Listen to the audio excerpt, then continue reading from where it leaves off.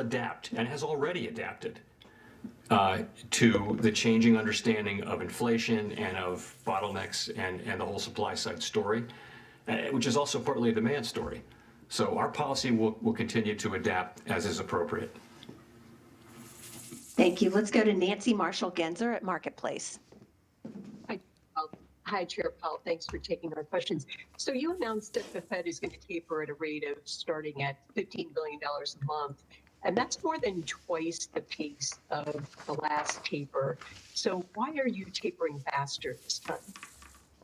The economy is in quite a different place than when we tapered back in, I guess it was 2013. We were much farther away from maximum employment. Inflation was much lower. This is an economy where demand is very, very strong, and job openings substantial. Hey, I'm just doing a sound check. Let me know you're hearing me. Than it was in 2013, where we still had quite a ways to go. I mean, after we began that taper, it was still many years before we reached what I would characterize as conditions consistent with maximum employment, let alone price stability. So this is quite a different situation, and the committee unanimously felt today that we had met the test that we'd articulated, and this was appropriate. And this is faster than what people had expected 6 months ago. It's earlier and faster, and that's because as I mentioned, our policy has been adapting to. This is fascinating watching this whole situation. I just thought I'd light the screen up, hang out for a little bit. Markets have exploded. Russell's on fire again. Just very interesting watching Powell squirm in this situation and being challenged a little bit about some things. We'll watch a few minutes and I'll come back and we'll talk about some things. Yeah, jawboning is substantial for sure. And let's watch a few minutes of this and I'll come back on. Bond buying actually does for the economy in terms of its economic impact. Have you been able to, measure it or quantify it in any fashion? Because I'm sure there's often been questions about what is bond buying actually doing to help the economy. Sure. So in terms of the balance sheet, those questions that you mentioned, we haven't gone back to them. Now that we've tapered, I expect that that's exactly what we'll do in coming meetings, and we'll do it in an orderly fashion. And we'll talk about reinvestment and all those things. And we don't have to make decisions on those yet, but typically when we're doing a new subject like that, we'll have a series of briefings and discussions, and that's what we will now begin to do. In terms of the effect of asset purchases on the economy, so this should be there's interesting. A tremendous amount of research and scholarship on this, and you can kind of you can find different people coming out with different views, but I would say the most mainstream view would be that you're at the effective lower bound. So how do you affect longer-term rates? There are two ways. One, so you can't lower rates. Let's say you can't lower rates any further, hypothetically. So you can give forward guidance. You can say we're going to keep the rates low for a period of time, either a specific period until certain conditions are met. The markets will do the math, and that'll have an effect on longer-term borrowings, even 10, 30 years out, kind of thing. So that's one thing. The other thing you can do is you just go buy those securities, buy longer-term securities. That will drive down longer-term rates and hold them lower. And rates right across the rate spectrum matter for borrowers. Yeah, I'll do a few individual stocks at the end. We'll watch a little bit of this, chat a little bit. We'll look at a few stocks. I've been trying to find some time to do that. Sorry to talk over. It's not different from what we do at the short end. Yeah, I will cover a few stocks, but we'll watch a little bit of this. I'll come back on. We'll chat. I'll look at your comments and we'll look at a few stocks here. I'm going to spend about an hour. I've got enough time here to come up and do this. So let's listen for a few more minutes. I think this is interesting. You only have one economy, and you can't run two different economies right next to each other and do a scientific experiment. But most of the findings are that it does support economic activity in the way that you would expect, which is to say, at the margin, more economic activity with lower rates, which is why we do what we do. More accommodative financial conditions lead to more economic activity over time with a lag. So I think that's the main finding I would say on QE. Thank you. Thank you. We're going to go to Paul LaMonica at CNN. Chair Powell, you've addressed already questions about the stock purchases that took place from some of the regional Fed presidents, and addressing the American people to make sure that they can trust the Fed. I was wondering also, in light of the fact that we now have questions about your own future, whether or not President Biden will nominate you for a second term, what would you say to the president and to senators that potentially will be voting on a renomination about this specifically with regards? Oh, this is a boring question. Let's talk a little bit about what I've heard so far. And, this is just somebody made a comment about jawboning. That's all this is. The Fed dropping 15 billion. They announced that they're going to do it this month. They're going to do it next month as well. And I mean, this stuff is all cooked into the books. And then you're seeing, I'm going to go over to the markets here so we can look at a live market screen on the side here. Let me move this out of here over here to a live screen. And we're up 23 handles right now. And, we're just seeing what we thought we'd see. I mentioned in last night's video that, I thought we'd see a move up. I think 46 level. There's targets right now for the S&P for 46.86. And above this level here, folks, it's not going to be talking about 47 handle. We're going to be talking about 48 handle plus on this market. And it's just insane what's going on. And, but my job is to look at the cash flow, look at this stuff, and do my best to help our clients, help you folks out here in our community to kind of navigate some of this craziness. And I'm going to bring up another. What I want to do is bring up the yield curve. Well, there's a lot of talk about the yield curve. It is moving a little bit, but the 1030 spreads aren't really moving that much. A little bit of steepening. And this is something I've been talking about as well. Here's the 530 spreads. One of the things I've been talking a lot about here as far as the Fed goes and the interest rate structure is we need the curve to steepen back. And I'm sure that's what the Fed wants. They're getting a little bit of it today. We're seeing, the higher end yield. If you recall last night's video, let me flop over here a little bit and look at the 10-year real quick. 10-year traded up. We talked about this last night. 160 was like the peak. We had 160.02. We're back at 157.9. We're just trading within the grid.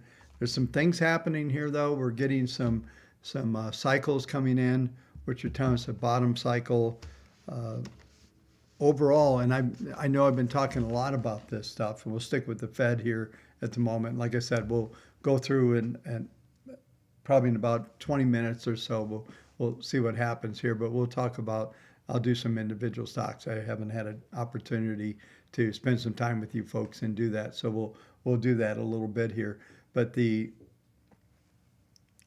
cycle that's coming up is telling us there's a bottom in yields and potential move to the upside again. And I've talked a lot about this. 175 was the March highs, but we have potential for targets when we go over to the weekly charts and look at that. We actually have some potential to start to move toward the 40-week moving average, and the 40-week, the 200-week moving average, which is at 1.852. That is the point, in my opinion, is where the dog will decide to wag the tail. There's going to be a point, and Powell and these guys can talk all this stuff. They're continuing the same. They did change something interesting. I'll probably talk about this again tonight. But they did change, instead of saying it's transitory, expected to be transitory. That's an interesting twist in the words that we saw from previous statements, right? Expected to be. So now, and I would say if you did a survey, you'd probably have 80% every one of the analysts out there is that this narrative that's out there today and what everybody's talking about is by doing the taper, there'll be at no purchases by June, and then they won't start the liftoff until after July. And people are talking about they want to put some space in there. How they know that is based on that the Fed gets to make the decision. My argument is if certain things happen, this so-called, we'll do air quotes, transitory is not transitory. And in fact, there are some permanent things that are going to become evident, which I believe there will be. And then ultimately, what happens with this supply chain? Is it going to get better? Is there still going to be amazing, disruptions and things of that sort? I don't know how they're estimating. I guess they're guesstimating that it's going to be better just because there's some time and everything will get worked out at that time. Somehow they're going to hire, a lot of new truck drivers and longshoremen and all that stuff. And it's interesting. There is actually port capacity. There's port capacity in Texas, in the Houston port. There's lots of capacity there. There's capacity in Florida. You just got to float the boats through the canal, through Panama, and head them back up. And, that's pretty much, there's other capacity and distribution points. So, the fact that everything has to go through Long Beach and LA, probably not. So maybe that's a fix. And one of the things, I don't think I have it up here. I'll bring it up here. But the BDI, the Baltic Index, is just plummeting right now. And I did see an interview with somebody in the shipping business that's saying that they're not seeing the drop in what's reflected in some of these indexes. They're not seeing the cheaper shipping costs and all that. So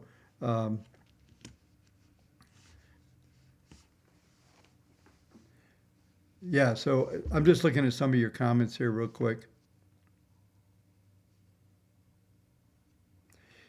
Yeah, so that's the one thing that kind of got whacked a little bit is gold didn't like any of this. And I've been talking about the potential on the downside on that daily chart last night.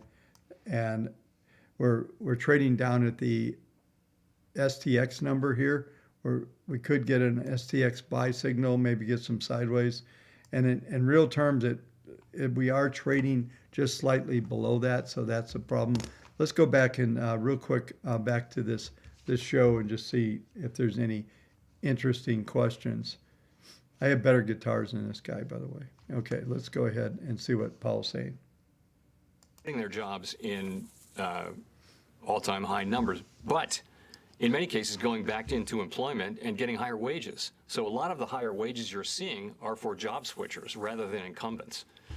So that's a sign of a really strong labor market, as opposed to people just running off and quitting. There have also been there are a significant number of retirements, and we'll just have to see what that means. So toward the end of the last cycle, which was the longest in our recorded economic history, we did see labor force participation moving up well above what economists estimate was the trend. And part of that was people staying in the labor force older and just not retiring at the rates they were expected to retire. So maybe this was just catch up on that. I am a believer that over time, you won't know how far, you won't know what can happen with labor force participation in advance, and you're just going to have to give it some time, because we saw that over and over again. There are things that we can say, this is where the limit is. Labor force participation is a much more flexible subject for me, and so I do think we need to be humble about what the limits are of labor force participation. But we expect labor force participation to pick up. We don't know the pace at which it will do so. So in terms of full employment, as I discussed earlier, I think at the very beginning of the recovery, the natural thing to do was to look back at labor market conditions. Yeah, let's just talk about that. This is something that I kind of went on a rant on Sunday night's video talking about the Fed. I think they've made just a catastrophic mistake here in overinflating things. I wish I had a good graphic to show you. I'm going to see if I can find one. But it's just that my bathtub. There's about there, even with this taper and everything, they're going to have close to $7 trillion just sitting in the big tub, trying to get out to the fiscal spending pipe at the bottom, which is a drain pipe, and then the overroll. There's some demand on currency that will draw down some of that money as well. But overall, what we're likely to see is a continuing flow of this money that the Fed has created out of thin air. And it was interesting. I tried to find this thing. It was Ben Bernanke. If anybody finds this, put it on Twitter or something for me. But there was a clip of Ben Bernanke actually admitting that basically how they create currency. I thought it was interesting. I saw a tweet sometime last year when the craziness was on. Somebody said, how does the Fed create $3 trillion overnight? And the guy says, open spreadsheet, add zeros, save spreadsheet, close program. So basically, Bernanke was caught on camera saying exactly that they just basically add the zeros and they've got any kind of money they want. So there's not any money. The money creation used to be in the old days how much it would cost to print the money and all this stuff. Now what we're dealing with, and we talked about this on this channel over the last year quite a bit. I just haven't went into any of these rants, but the MMT, MMT is exactly what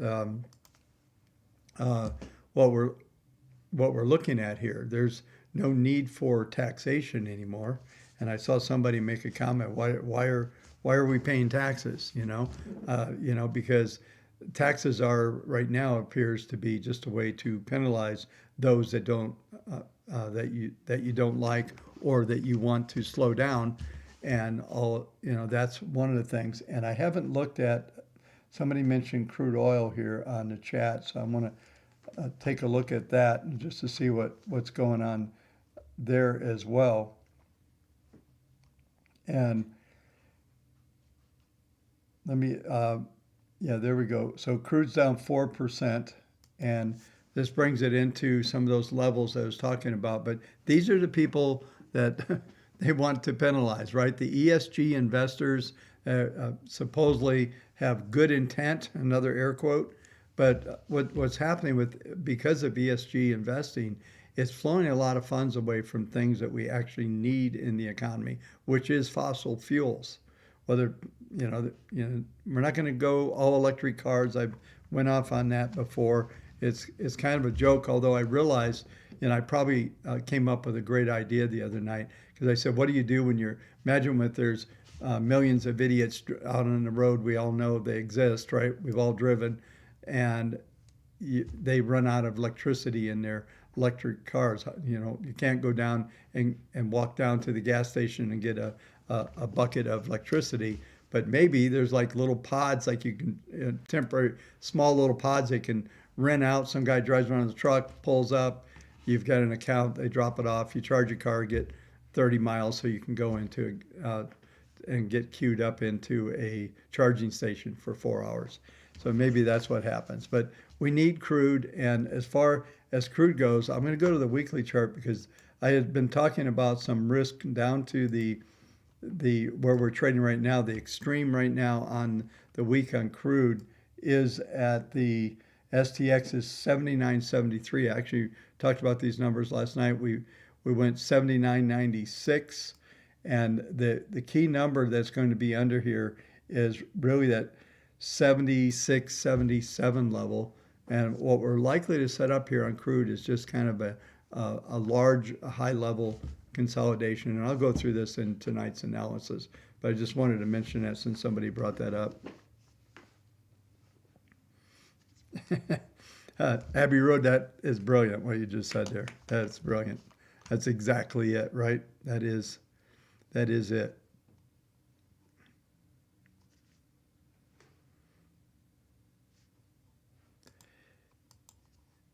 Yeah, I'm just looking at some comments here, folks, just see what you folks are chatting about.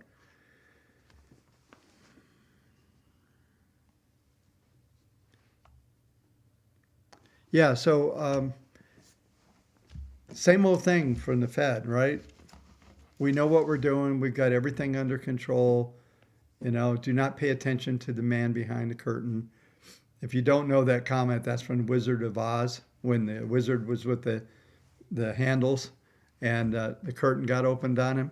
A buddy of mine back in the trading floor days used to always, when we would get this one pit used to trade in, the arbs would come in, the arbitrator, and they'd come in and they'd distort the market while they were putting on all their trades. And he used to always say, do not pay attention to the man behind the curtain, because none of this is real. It's going to go away. And you know, that's what we're seeing here. We've got the wizard running all the levers and telling all of us everything is okay. And you know, as far as I can see, even with this, I think this was the number of 15 trillion or $15 billion being cut off every month. This is pretty much that number doesn't surprise me. It's the number I think just about the entire street was talking about. And I've talked about on the Fed, and we're going to end the Fed talk here in a minute. I'll let this settle, and on tonight's video, I'll cover in detail of what I think is going on there. But I think as far as the Fed goes, I don't see anything that's changed. It's all the same. You know, that's why you're seeing, you know, the Russell up almost 2%. We're up 0.5% now on the put the S&P on screen here. You know, you're looking up 46.55, another ATH, and we're going to continue. I talked about some of these objectives. Let me put that on screen for you so that you can see this stuff. So target 1 was 46.05.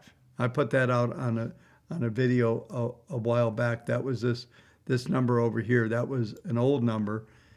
Now the next, there's a sequence of numbers that we're going to watch. And like I said, I'll go through this. Probably we'll see what I come up with for tonight as far as it goes. I would like to see the numbers that we have coming out tomorrow. And Sunday night's probably going to be the best night to summarize everything that's went on this week. Just to go have the employment numbers and all that stuff out. And I thought it was also interesting, the huge miss on the claims, right? That was a big miss.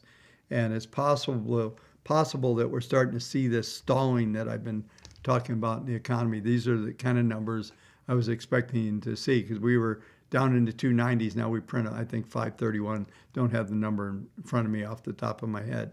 And, you know, this is exactly what we're likely to see as we go through November. And I think there's going to be more of this. One of the things just on the employment situation that Powell was just talking about, you know, and participation rates and all that, what's been happening is, if you go back a couple years ago, if you remember, participation rates have not been that high forever and ever. Everybody was wanting to work. And then the disruption of COVID, and then the bringing back online, you know, what do you call it? The job switchers. That's what's going on. People aren't just quitting their job, they're switching their jobs. There's so many jobs available. I think that's probably a great opportunity in this economy. There's no doubt.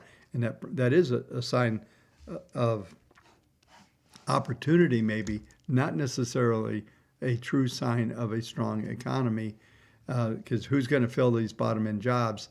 And that's what's happening. And then with all the mandates and everything else that's going on out there, you've got a whole nother disruption. And somebody pointed out, and I have not had the opportunity to verify it, but that anybody that just walks off the job, they're not going to be counted as numbers out of work.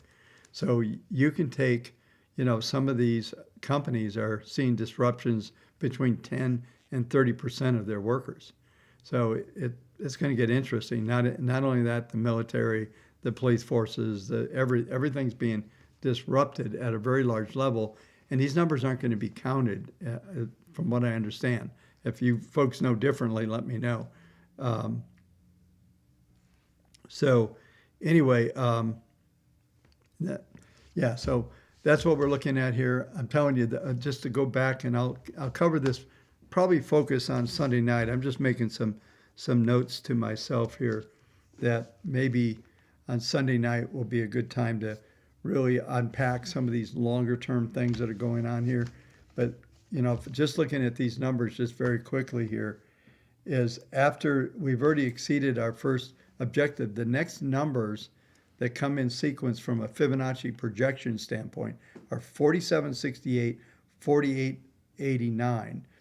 And when you get at these levels, here's 0.5% is 23. So we're not talking about a lot of percentage from that standpoint.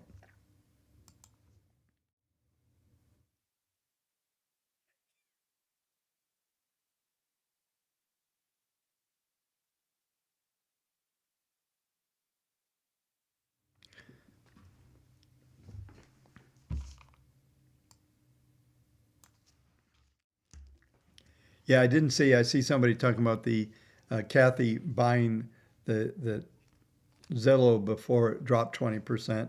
I'm sure she bought more, right? She's a buy a dipper. Yeah, very, very, very sad. A good friend of mine who been around, had the opportunity to be around a lot of folks. I know he watches the channel. He always says the worst thing that can happen to anyone is to become famous. And I think that's true with anybody on Wall Street. I've seen it over and over in the years. And remember Bill Gross? You don't even hear about him anymore, but he finally melted down. And Peter Lynch was another guy. Peter Lynch basically bought every stock on Wall Street. The market went up, and he was a genius. I'm not sure he was that smart, but anyway, enough trashing people. Listen, we all do our best. I'm sure Kathy believes in what she says. All of us do that are out here, and whether we have a small voice and a small channel like what I have, and have a decent amount of you folks following me. But I just don't. Yeah, this is a tough business.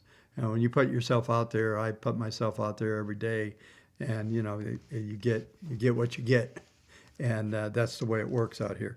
Anyway, and I've been doing this for a long time in front of a lot of people. So, even from an analyst at major firms and all that kind of stuff. So you're gonna get scrutinized, and yeah. Anyway, so let's do this. One of you folks give me a few stocks. I'll go through some stocks here. I'll go full screen. We'll do a couple stocks. Yeah, what time we got? We got 20 minutes. So let's go ahead and light up some stocks for me and all that.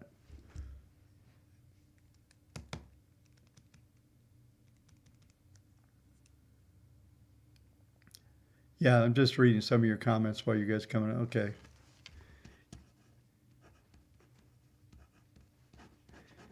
Yeah, Baba, man. What's that guy's name? Jack Ma, whatever his name is. That guy has disappeared from the planet. I think he's been made into sausages or something.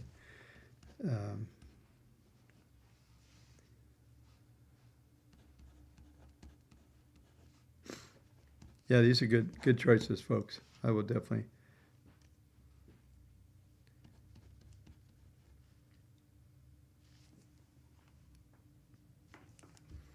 All right, we got quite a few here.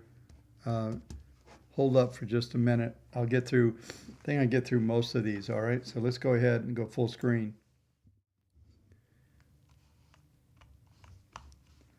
And I'm just going to do a random one to start with.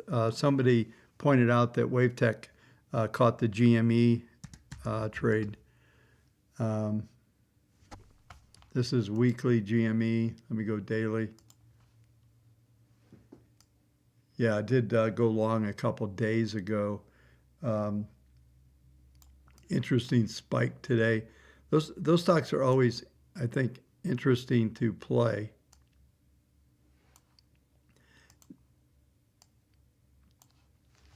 We've had some decent trades on this stock. Certainly back when it was full meme, there was a lot of fun there. AMC, I'll just take a quick look at some of these. AMC, we are long that. far as it goes, there's a cycle bottom about 3 sessions ago. Looks like it's trying to move up. We're trading up in the upper end of the band. If we go to weekly real quick here on AMC, AMC's got some interesting objectives: 57 to 72, 57, 62, 62, 60, 62, 54, and 66, 74 are the 3 upward objectives on this stock right now. So that's something you can look at there. If we're starting to see PPMs turning up, they're still negative. It's kind of mixed. There's another week or two, but that should be pretty good to look at. So let's do Baba. See if we can. There needs to be a series. Where'd Jack Ma go? Right, that guy is gone. I mean, I don't know if they made. I made the joke a minute ago. Maybe they made sausage out of this guy because I haven't seen him around. And but what we're seeing here, this is trying to bottom. It's not really that exciting of a pattern. We're looking at plus 0.44 and then a negative on the PPM2, which tells you the resistance 181.29, dropping two handles per week. So we're probably going 178 on the downside, support around 162, 164, right where we're trading now. So you're trading off support, but I wouldn't be looking for much of a move from this range right now. Go to Tesla. This is a weekly Tesla. We're trading almost at the RTX number. You bring that up so you can see that a little better. 1209, actually it's right on the money. 1209.75 is the RXT weekly. The high so far, 1209.75, smack on the money. So maybe, well, actually I'm showing a high here, 1208.49. Let me just see if I get the right number. Yeah, there we go. Yeah, 0975, yep, there you go. Right on the money. So RXT for the weekly was 1209.75. We're maxing out. I saw something really funny from a comment on Twitter. Some guy said that Elon Musk might be in trouble because Tesla went to the moon without a license. And I thought that was pretty crafty. You know, that SpaceX was going to be have a problem with that. But as far as Tesla goes, you know, we're doing something interesting. I just come back on screen so I could talk a little bit about it. And yeah, if I was Jack Ma, I think I'd be in Mexico too. That'd be a good place to be, actually. But one of the things that happened, I want to point out, I'm going to go full screen here in a minute, but something happened back in December, right before the highs that we had in January, and now it potentially is happening again. We'll see. I think this is somewhat of a different setup. Momentum's very strong on Tesla. I talked about some of the possibilities here as far as the upward objectives go. Is 1060. We've obviously went through that. Next one, 1259. And we're very close to getting to high target 2, which is a Fibonacci projection here. Let me go full screen. You can see this a little better. But right here on this table here, these are the high target 3 is 1382. So 1259.90. And what's interesting, this is what I want to point out here. I put a cursor on this. Back on January 8th, we got this RXT weekly sell. We got one of those last week, and it looks like this is following through. These things don't always work, but they're probably in the upper 60 percentile range as far as being accurate when we get a sell. There's one over here at on 7/20/7/10 of 2020 last year.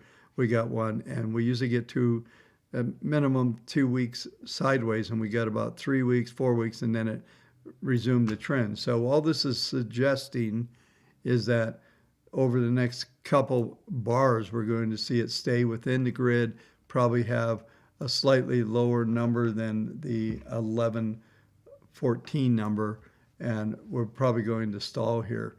This is probably good if you owned a stock to maybe sell some out of the money calls, something like that, do some covered rights. Some things that bring in some income on this might be interesting, since probably with the excitement around there's probably some decent premiums on some of those options.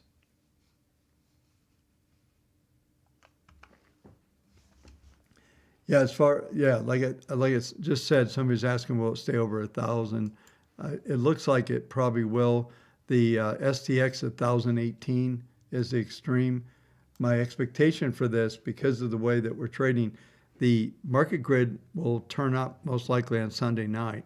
And it's funny because I'm trying to keep the live streams down to, 35, 40 minutes every night. And, some of these stocks and things that are going on out there, you just want to sit here for like 3 hours and cover things and talk about them. But I'll try to cover, if there's anything interesting, I'll try to throw in a quick review of Tesla, since I know a lot of folks have that. Somebody made a comment that Apple's the world's bank account, and that's somewhat true. So I'm actually, having said that, we're going to take a look at Apple here next. Apple Weekly, I think it's encouraging. We've got positive PPMs across the board. You got the upward slope. There's the signal for a cycle low to come in here and start another move to the upside. And just some of the things that I was talking about a minute ago, and relating this to the markets going higher and printing 47, 48 handles on the S&P, this has got to be part of it, right? You can't expect to see the markets moving higher without some participation with Apple and some of these tech stocks. And, I haven't looked at the Russell. I'm going to bring the Russell up just for a minute, just to cover that. And I still think, and I'm excited to see our run for the short-term models tonight on the system, because what I'm looking for is to see if what I've been talking about is if we do get more traction, especially if we get over 52% on our database, that ultimately what we're going to probably get is a rotation into those small and mid-cap stocks. And the growth stocks are still going to continue to go on. Just what I'm showing here with Apple, that's going to be a continuation of things going on. So it's going to be, I think it will be very interesting there. So let's flash over to the Russell, just because I wanted to mention something earlier. I got distracted, as I easily do. And we're seeing right now in a weekly Russell, go full screen,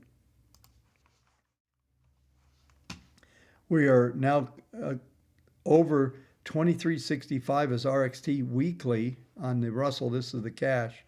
We're looking at last trade right now at 2406.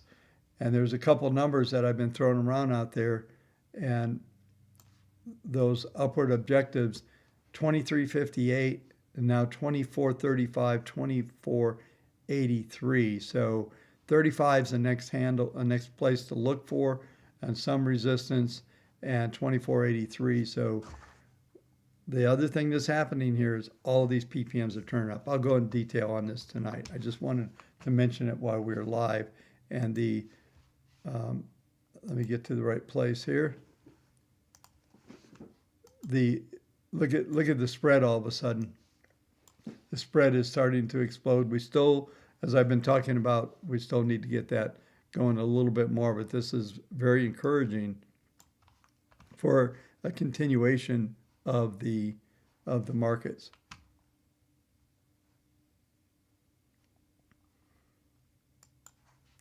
All right, so let's hit some more stocks.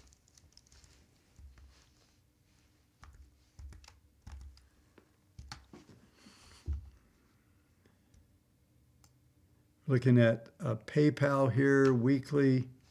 Been out of this stock since 10.8 was the last time. It was kind of a flat trade, lost a little bit out of this thing on an intermediate level right now, and continuing to move down. We've exceeded, there were downside projections down to the 226.22, and so far the low's been 231. Let's see what today, 225. So we basically hit this yellow line down here, these little dots here, and they're probably small to see, but that objective there, you can see it on the tablature, low target 226.22. We look at the week low here so far, if I can get to the right number here. The low right now, 225.31. So we've satisfied that. There's no real support down here. PPMs are in serious downtrend mode, so this is not likely to turn around. We could set up a bottom here and bleed off some of this downside, but there's nothing really to do here. If you own it, it could be a rough ride. I'm not suggesting you sell it in a hole here, but this next couple of weeks will be interesting to see if this is the bottom end. If we go back to previous retracement back in March, where you see we went down to 225, so we're printing down into those. Hang on, that's the wrong number. We got to low 223.09. I'm showing here. Yeah, so we're down into places where this thing should hold here, but this is in a major downtrend right now. PPM 1.80 minus 0.71. So there's not a lot that you're going to be able to derive out of holding this stock if that's what you're doing here.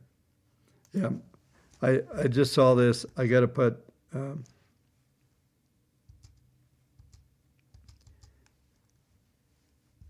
I saw a funny thing. I'm putting up PLTR next real quick, and somebody said 20 years from now this stock will still be $25. I thought that's pretty much it. I don't know what. I'm not a big fan of this stock. There was a time where it looked like it was going to plummet down to around 15, and I think we got, I forget what this low was here. We got down to 1706, but the overnight prices, which aren't reflected here, got down to around 15. So it did print 15, but this thing is range bound. I don't have enough data here to be able to bring it up on and get any good PPM readings here. I'm actually on the other screen right now. I'm bringing up the Portfolio Expert platform so I know we have that stock. I can get a little better view on this one on a weekly basis as far as the PPMs go. So that's coming up, so bear with me just a minute.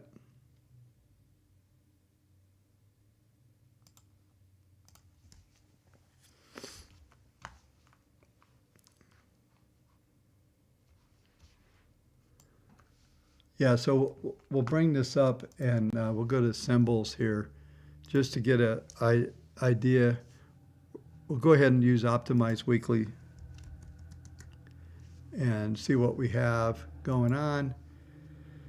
This is the symbol itself.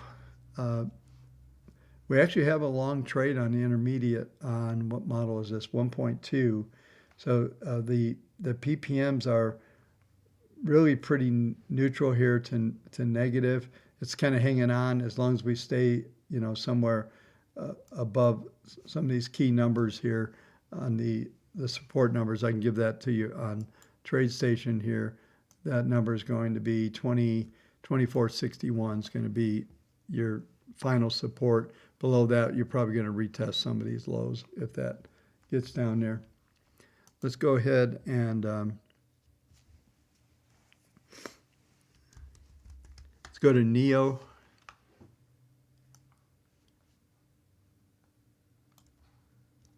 NEO's interesting. It almost reminds me of the pattern that we've had in gold for a while. The magic numbers here, we're pretty close to it. Excuse me. Is $41. We need to get above 41 bucks. Hold that number, and then you should start to see some objectives, toward the 50. Let me see what this range here is. Yeah, between $55 and $60, if we can get above here, will be the targets here. You can see some of the targets over on the right-hand side here. So, but overall, it looks like it's bottoming, just trying to get that breakout point. So look at 40, we're trading 40 Right now we're trading 41.53, 41 to be technical, 41.65 or greater on Friday's close, not right now, on Friday.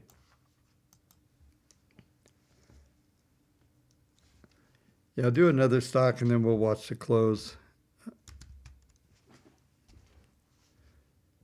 Facebook is interesting. We got a cycle low last week, so it's also holding the 40 period moving average. We're looking at an interesting pattern there. We're actually trading up right now. Look at a market grid for the week, 34.79. We're just above R2 right now for the week. The extreme would be 38.38, but this is definitely setting up some kind of bottom. The PPMs are still negative though, suggesting that this 10 period moving average coming, the downsloping 10 is going to be a problem for this market. 345, dropping $4, so 341 and 335. There's going to be a lot of resistance in here. We'll probably get sandwiched between the 40 and the 20 and the 10-day simple averages on a weekly basis.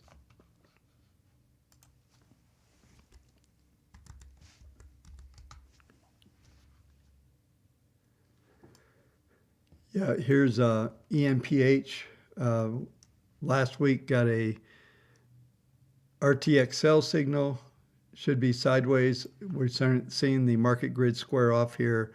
The momentum is very strong on this, so the angle of attack is good. It'll probably take about 2 or 3 weeks, and you'll see the moving averages move up underneath there and get that rising 10 pattern. And anything close to that 10 will be your support levels. And it looks like this stock wants to move higher. The old objective, even though it's not continuing, is for a move here. 299 is the min on this thing. So that's a pretty good move on this stock, but it looks like it's trying to move out. Don't know much about them, but that's what it looks like at the moment.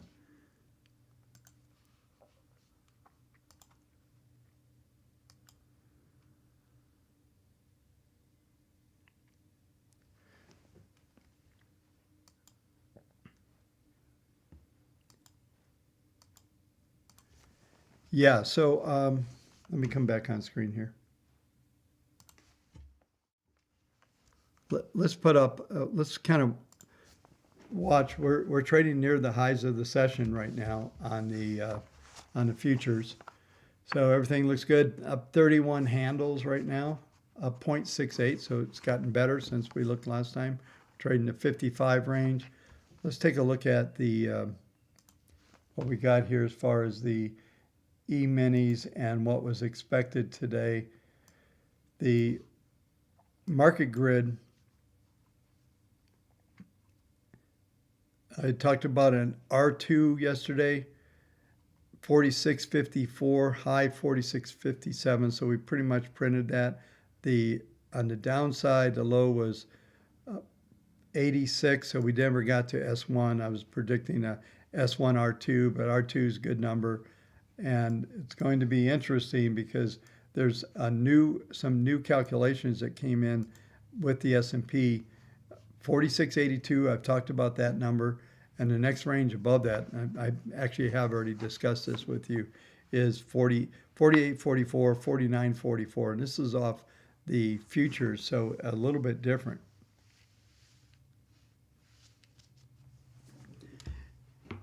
Yeah, and guys, I see you chatting up with Deloitte. Thank you for joining. I would say I'm going to be doing some kind of session in the next couple of days on training, so make sure you watch your emails for that as far as the software goes. Yeah, so it's an ER ratio. That stands for effectiveness ratio is what Steve is talking to you about. And it actually gives you the ability, it's a internal self-rating on the models themselves, so you get a really good idea on how accurate and what type of percentages it works off a win-loss ratio and a number of the percent accuracy.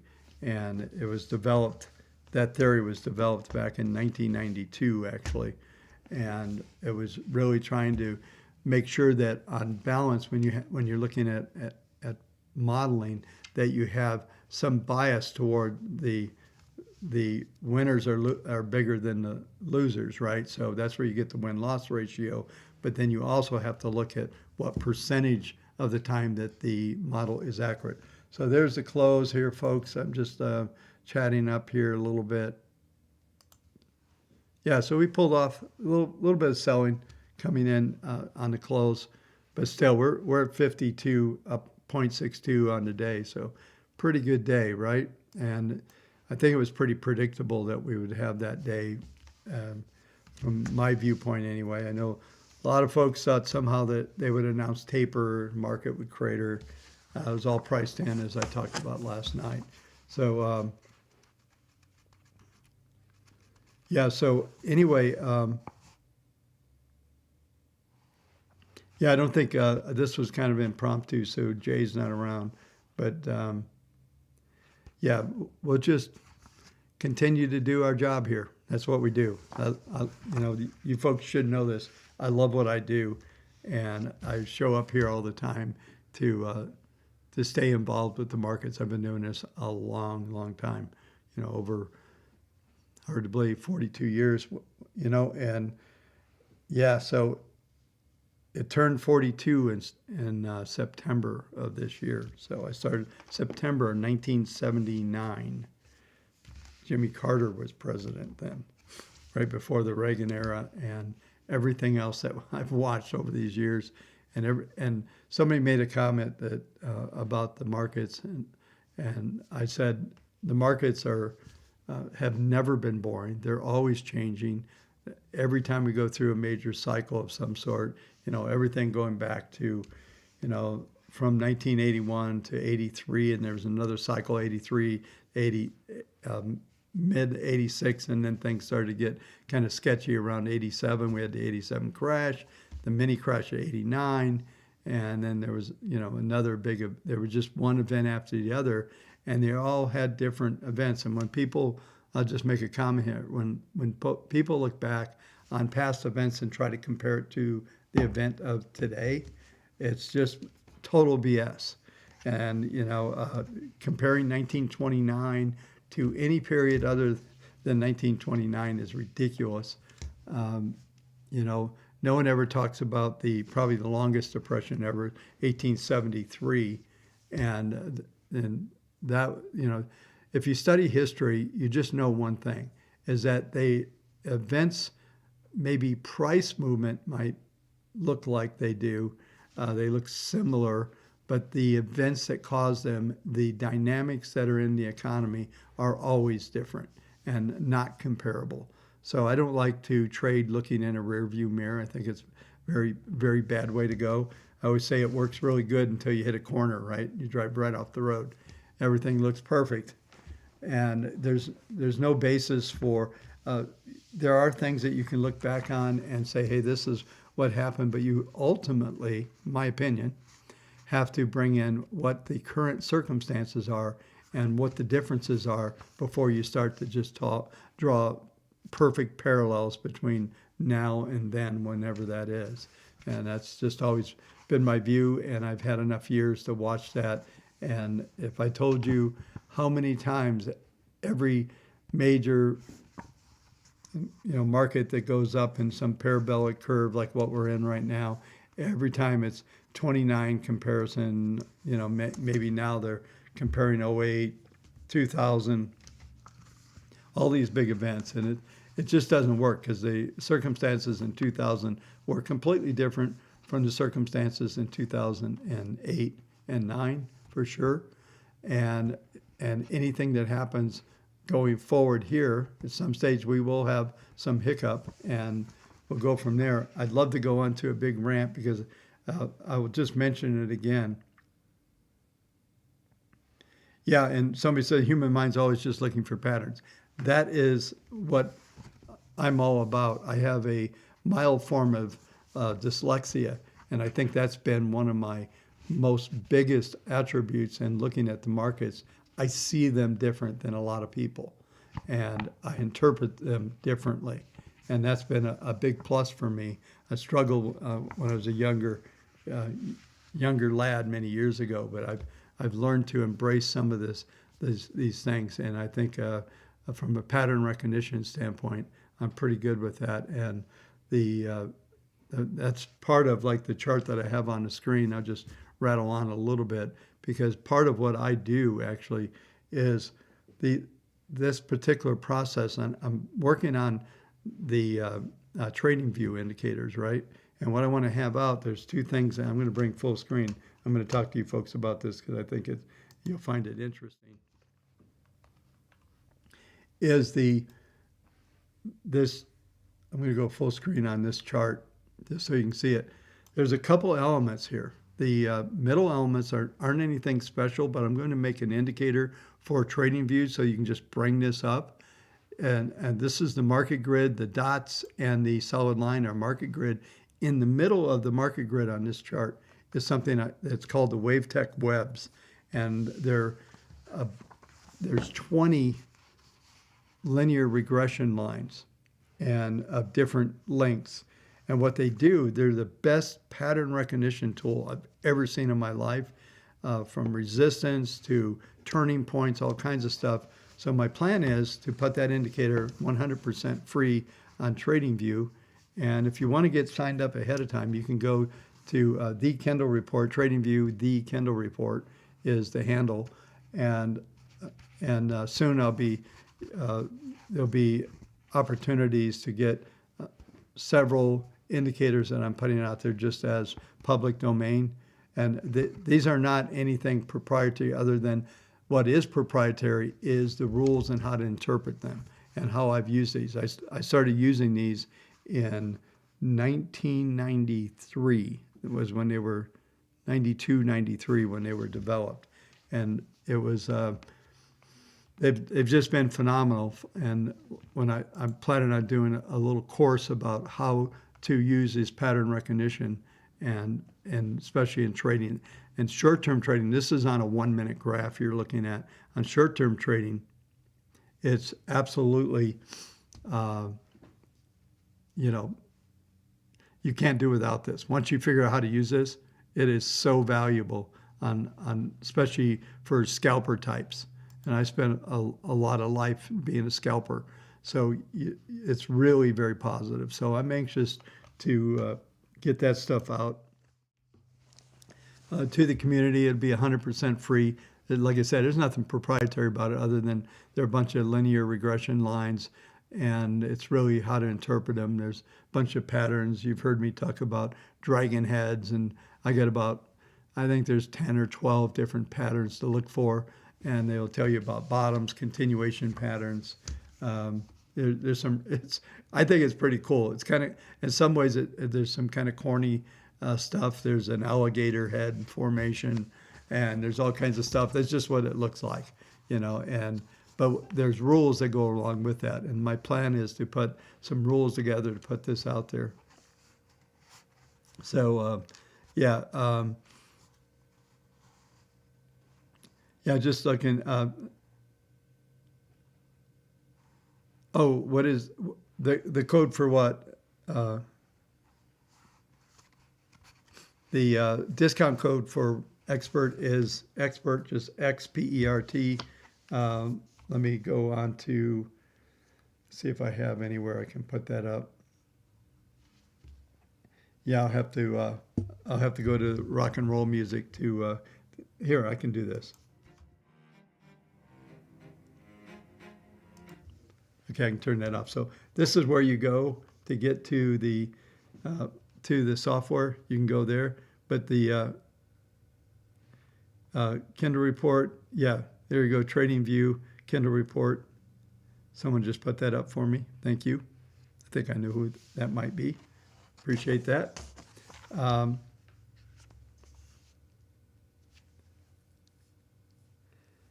Yeah, so yeah, those of us that have struggled, this is, it's an interesting way to end this thing, but those of us that have struggled with dyslexia and those type of things, it was a nightmare when I was a kid. You know, it really was going through school and getting beyond it. And it's still a lot of issues that affect me once in a while. And so yeah, you just do it, you just work through it, and it takes a lot, and you end up with rules and how to overcome the crud that you have to deal with. And I have a reasonably mild form. It's not too crazy, but it's, to me, like I said, it's been an attribute, so I appreciate that. Yeah, so Andrew, yeah, it's very determined to overcome resistance.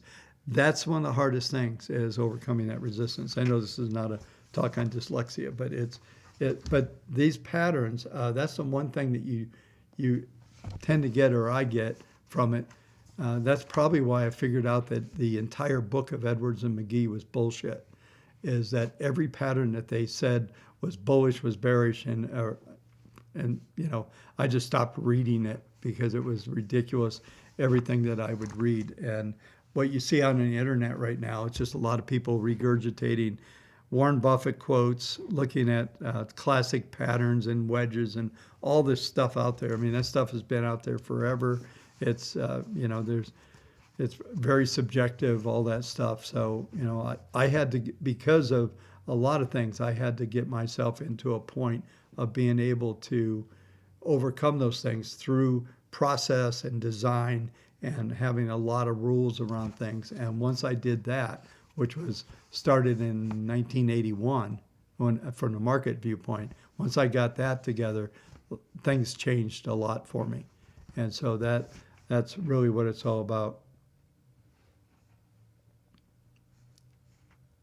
Yeah, thanks, David. Still, you getting a little sun down there? Anyway,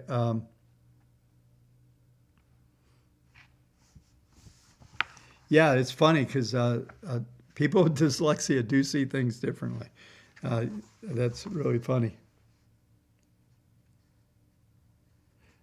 Yeah, so that's really interesting. It was a FFE4. Every time I hear about an all-weather portfolio, yeah, those are interesting. We actually have an all-weather portfolio, I believe, in our pre-built strategies, but it's not typical. It's not the static all-weather that you would think. And that's one of the things, like on the software, is it's very dynamic to change things around, to move the cash, to, you know, depending on how you interact with the software. And that's one of the things we teach. One of the things I'm going to be doing this week, and probably tomorrow actually, is I'm going to put together a video. I tried to do a training live streaming. I don't think that's going to work. So I'm going to sit down and do a video on selection process, utilizing, we have some things there that are good from the standpoint of stock selection. I just noticed I have something on my screen, and since you guys, there's 172 of you hanging out, let's do this. I was talking to somebody yesterday, and one of our associates did this. I kind of changed up a few things, but everybody, I know that all you folks that are on this channel maybe don't believe in that you can't time the market or you wouldn't be here. So what I'm going to do is, it's a 3-minute video. I'm going to play this. I'll come back on and say goodbye, and I'll see you tonight, and we'll go from there. Yeah, that's probably why algebra 2. That's really fun. Maybe we need to have like a Zoom meeting, dyslexia, all of us dyslexia people only, and maybe a couple sane people to keep us in line. But I'm going to play this video. It's on FOMO, fear of missing out, and we did these stats. I want to say 2017 was when this was done. And, you know, it's interesting because everything that I present to you folks have been back tested, forward walking, all kinds of stress testing over, you know, like 20 some odd years on the software. So this is, you know, there's a lot of things that you have to be aware of. But I'm going to play this video. I'm going to go full screen so you can see it.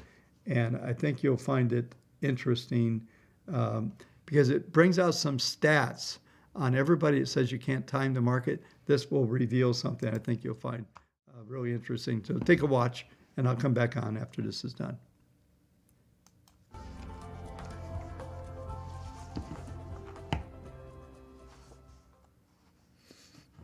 Every so often, an analyst comes out with a report that states that you can't time the market. The specifics vary from study to study, but the general theme is usually the same. The report shows the S&P 500 over a 15 or 20-year period and shows what the results would have been had an investor missed out on the best 10, 20, 30, and so on days of the market. They do this by isolating the days with the largest gains and setting them back to 0%, as if they never happened. In a 20-year period, the odds of missing out those exact 10 days out of 5,036 trading days would be 1 in 10.5 trillion. Terrible luck. These studies are correct in their assessment that missing out those 10 days would be truly terrible. The annualized returns quickly diminish from a positive rate to a negative rate the more of the best days were missed. Oftentimes, these studies highlight that the best days are in close proximity to the days with the greatest losses, which is also correct. Their assertion is that by jumping out of the market at these periods of time, somehow with some clairvoyance as to when the absolute best days are, you take such a large risk that you must always be invested. But what if the opposite was true? What if instead of having the worst timing, missing the 10 best days, you had the best timing and missed the 10 worst days?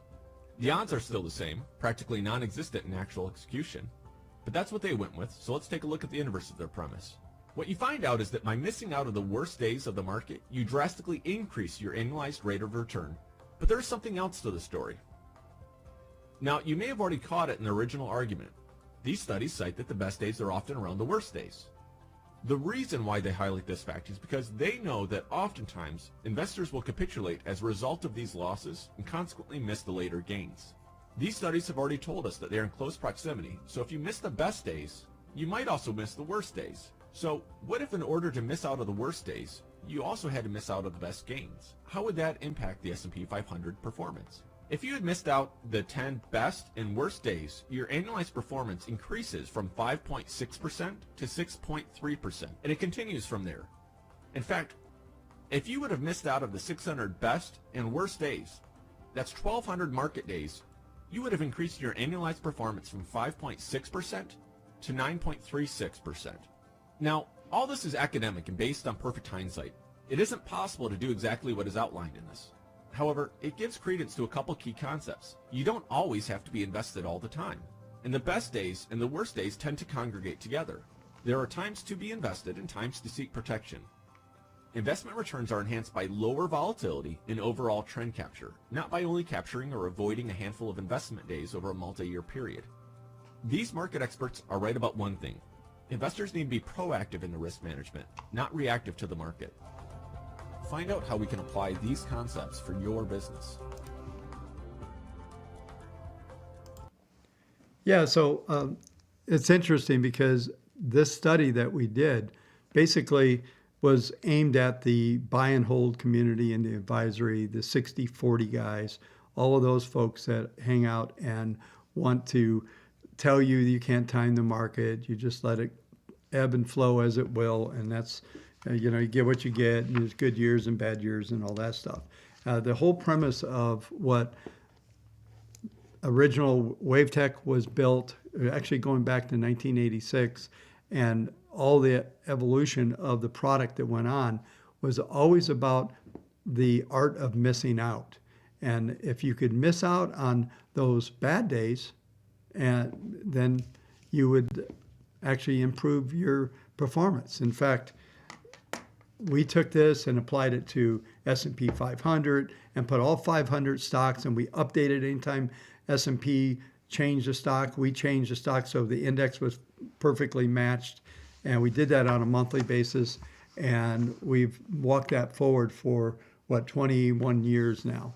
And we've just about tripled the performance of the S&P. And why? Because we were willing to get out and miss out on days and some of that volatility. So really what this whole study ended up doing was showing you that if you can miss out on volatility, you can actually move your equity much higher. So we talk a lot about in modeling and managing money, we talk a lot about it stair-stepping the equity. So the goal is once you get a peak, we start to build cash, and we don't let the next trough go below the previous trough. So you end up with a stair step higher in as the markets go, as your equity goes. The markets could be going sideways, maybe have 2 or 3 good years. You can still move your equity into all-time new highs by being able to get in and out of these sequences and utilizing some type of modeling.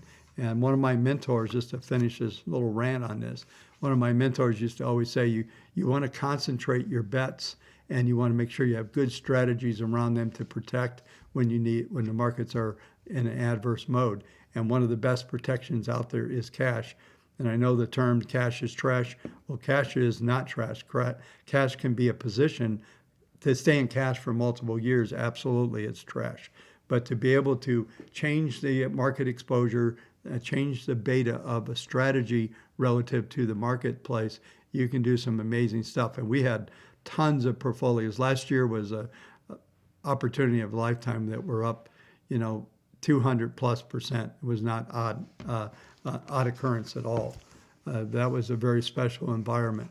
This year, we're still seeing a lot of stuff, 20 to 45, and there's some that are more than that, just on our pre-built stuff. And I've seen stuff that some of you have built actually do really well also. So anyway, just an interesting,